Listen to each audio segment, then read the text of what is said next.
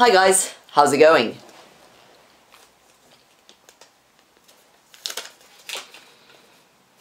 I've just been outside, it's finally really cold and feeling a bit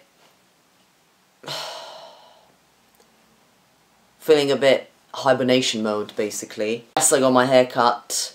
Yes, I experimented with shaping the fuzz that I have.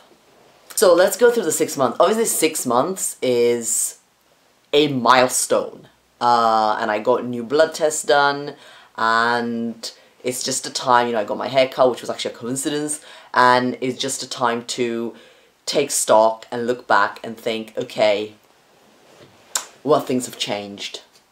And to be honest, even though all the different things started happening in the first month, in terms of this is happening, and this is happening, and this is happening, and this is happening, it's only at this stage that I've seen them develop to the point where I look at different pictures and I think, or I just look in the mirror and I think, wow, things have changed. Like, things have actually changed. So that's good. Yeah, let's go through some stuff. So I wanted to see if it made any difference in terms of putting on muscle, and I did a brief workout on my arms mainly.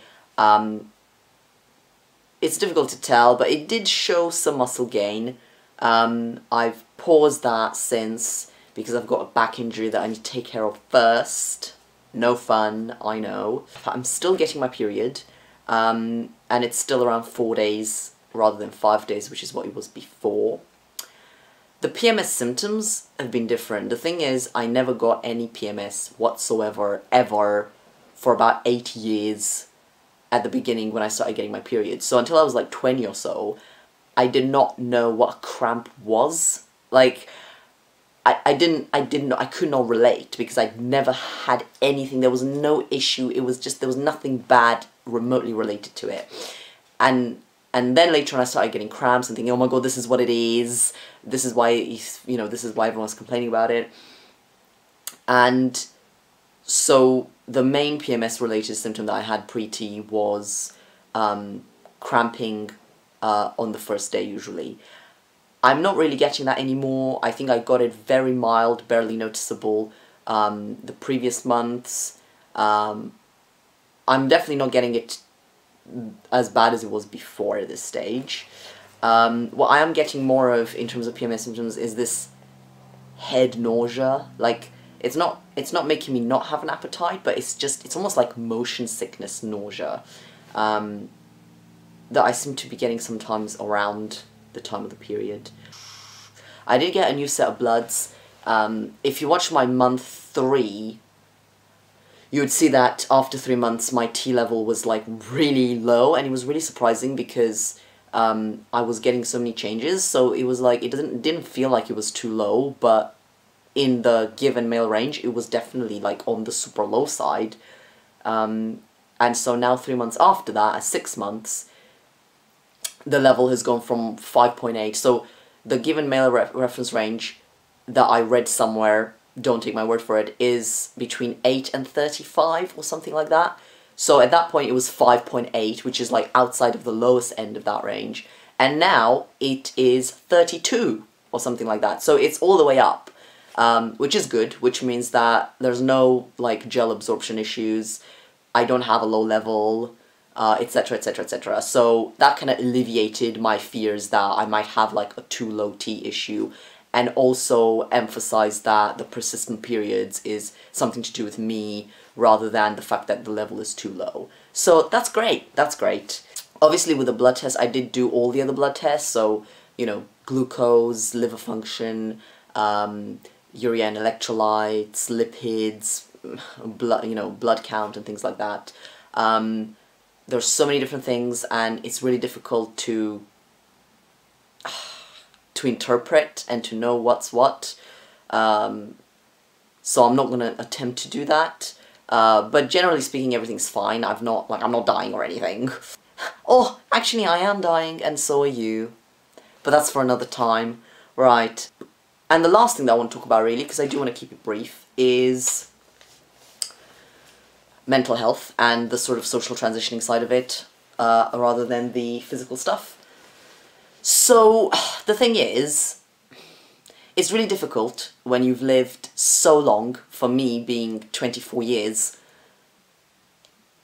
in a particular way that was not taking into account who you actually are, how you actually feel, etc. So it's almost unthinkable that someone could somehow go through their life like that, but that is what I did.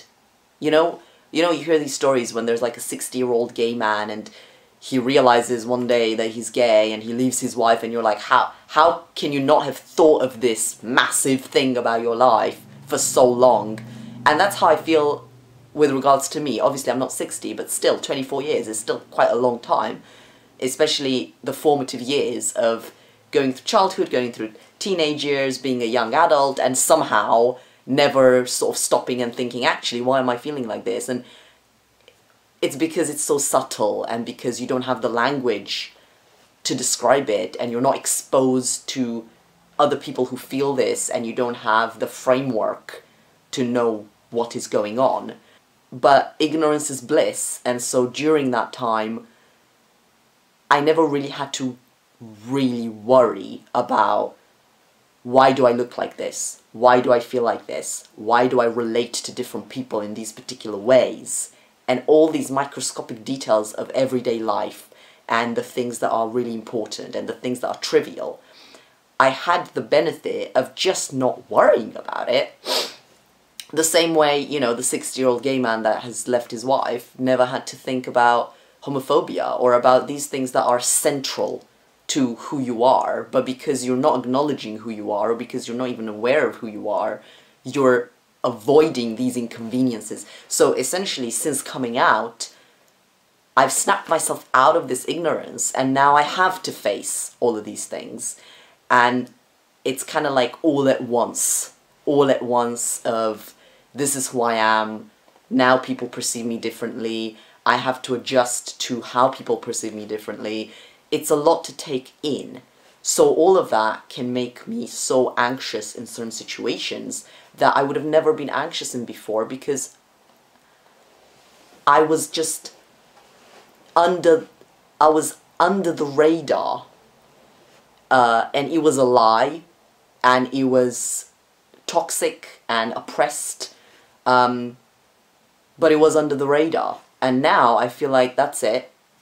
It's on the radar, and because being trans and social transitioning comes with such surface, superficial changes that someone from 100 meters away can tell, and because those things are how people relate so much of the time, I don't get to turn it off, and I don't get to almost even control it at all, in the same way, you know, you might get to hide your anxieties, you might get to, you know, put on a coat, or change the subject, or avoid certain sensitive situations or information or whatever.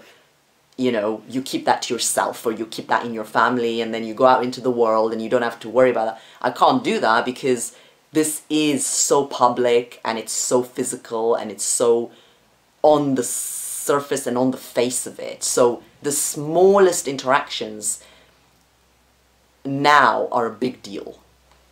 Saying hello to a stranger, moving around in different spaces, you know, these super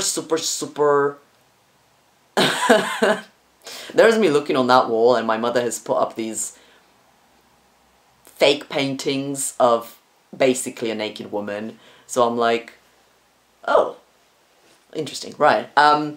So anyway, the point is, a lot of the things that I just never had to even think about before are now a thing. And I almost feel like I'm being taken right back to square one. Because before, I had jumped really far, because I never even thought of these basic things of, wait a second, who am I? How do I feel? How am I presenting? How am I relating? How am I interacting?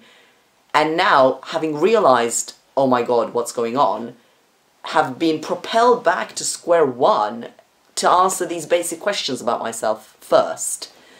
So I kind of feel like I've been demoted But of course, you know, I'd rather be conscious of these things and try to do something about them than just choose ignorance and be like, oh, whatever, I'm just not gonna think about that, you know. So yeah, that's about it really. And keep it brief. 6 months is a cool time. 6 months! Probably not as cool as a year. And I start actually on the 15th of May, so a year will be on the 15th of May, or thereabouts. And I think it's such a wonderful time because it's just before summer. It's that moment of hope and optimism and potential, and it's wonderful. Anyway, thank you and see you next month. Bye!